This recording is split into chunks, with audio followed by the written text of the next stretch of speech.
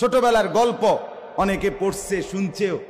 ওই যে বাদশাহ সিদ্ধান্ত দিছে যে আমারে যে গল্প শুনাইয়া তৃপ্ত করতে পারবে তো আমি তাকে অর্ধেক রাজত্ব পুরস্কার দেব। এখন যেই গল্প শুনাইতে আসে লম্বা কিচ্ছা কনের পরে বাদশাহ কয় তারপর, মানে এরপরে কি? এখন বাদশাহ যত লম্বা ঘটনাই কক হেতে কয় তারপর, অন কিরণ বেটা তো আর নাই। তখন সে হাল ছেড়ে দেয়, তখন কয় না আমি তৃপ্ত হইছি না, তো কাজে আর রাজত্ব দেওয়া লাগতো না। তো এক চালাক তে আইসা আমি শুনামু কিচ্ছা। কিচ্ছা কি? তো বলছে কয় এক লোকের 100 কানি জমি ছিল। কয় তো তারপর? বাদশাহ বলতেছে। তো এবারে লোকটা বলছে সে 100 কানি জমির মধ্যে দান করছে। কয় তো তারপর?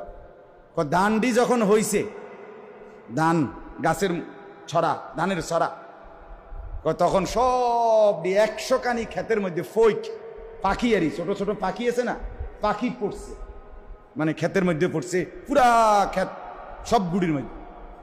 তারপর সে বাজার থেকে জাল কিন্না 100 কানি ক্ষেতের ওজনে জাল কিনছে, কিন্না সব দি ক্ষেতে একসাথে জাল ফালাইয়া পাখিটি আটকাইলেছে।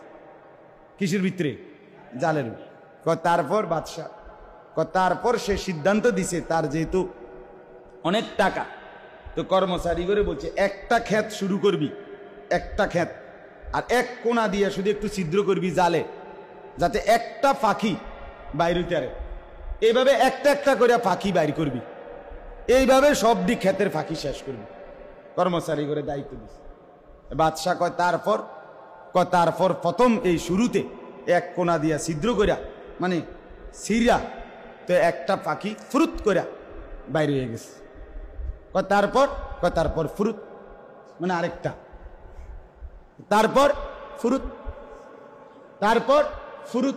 এইবার বাতিজার ফুট, তুই কতক্ষণ কইতে আরো তারপর, হেইতে কতক্ষণ কইতে আরে ফুরুত, বুঝেন নাই কথা?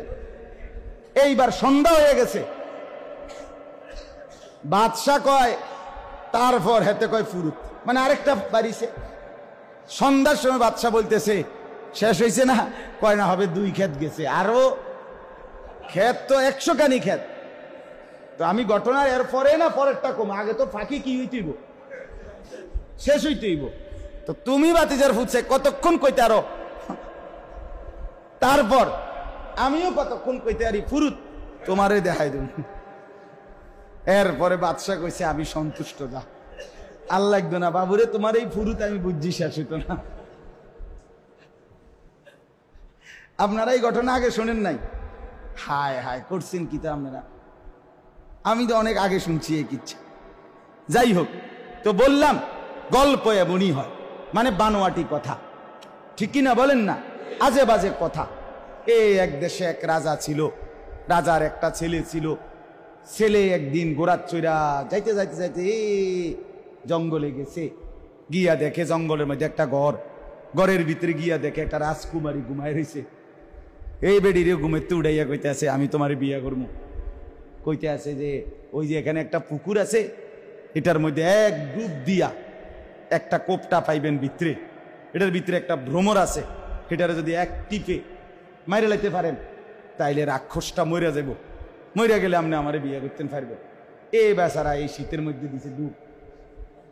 এই সমস্ত কাহিনী কিচ্ছা এগুলোই গল্প, বানোয়াটি কথা।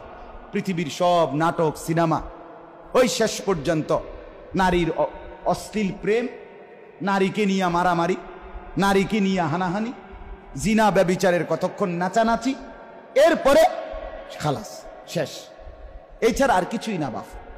তা আল্লাহ তাআলা বলেন, বন্ধু আমি দুনিয়ার এই আজে বাজে বানোয়াট কথা না, বরং একেবারেই সত্য কিন্তু মজাদার, চরিত্র গঠনমূলক, জীবন গঠনমূলক একটি সুন্দর ঘটনা আমি আল্লাহ আপনাদেরকে শুনাইতেছি। সুবহান। এজন্য সূরা ইউসুফের এই ঘটনাকে আল্লাহ তাআলা বলছেন আহসানুল কাসাস, পৃথিবীর সমস্ত ঘটনা সমূহের মধ্যে সর্বোত্তম সুন্দর ঘটনা। কেন এত সুন্দর হইল?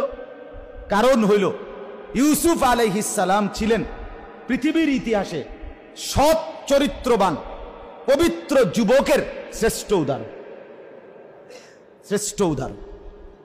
যৌবনকালে, ভরা যৌবনে সমস্ত সুযোগ পরিপূর্ণ